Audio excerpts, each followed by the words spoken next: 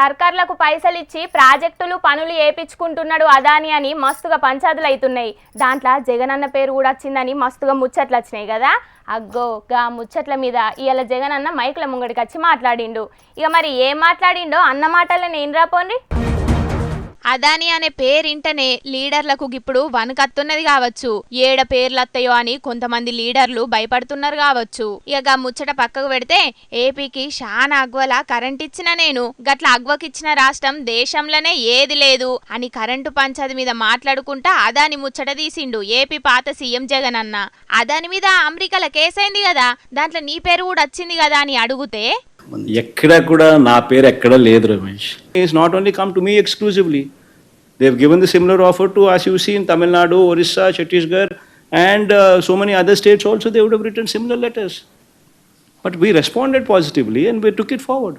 I would be serving defamation notices. అగ్గో inner కదా, జగనన్న పేరు ఏడ రాలేదట, కావాలనే కొంతమంది బట్టగాల్చి మీద ఎత్తున్నారట. గసొంటల మీద పరువు నష్టం కేసెత్తాడట. ఇక అట్లనే గిదే ముచ్చట మీద గట్టిగానే గరమైండు జగనన్న. అదానితోని శానా మలకలు కూసున్నా, గంతేగాని గా లంచానికి నాకు ఏం సంబంధం లేదు, నాకు లంచం ఇచ్చిండు అని ప్రూఫ్స్ ఉన్నాయా అని కూడా గట్టిగానే అడిగిండు. అమెరికా అధ్యక్షుడు ట్రంప్, పాత అధ్యక్షుడు బైడెన్ పేర్లు చెప్తే వాళ్ళు కూడా లంచం తీసుకున్నట్టేనా? విచారణ నిజాలు అనేటి ఏముండయా అన్నట్టుగా గట్టిగానే లాజిక్లు తీసిండు. గవన్నీ మాకు తెలివై, నువ్వు ఏ తప్పు చేయకపోతే, అవినీతి పరుడివి కాకపోతే, నియతిగున్నోడివి అయితే నీ పిల్లల మీద ప్రమాణం చెయ్యి అని అంటున్నది షర్మిలక్క.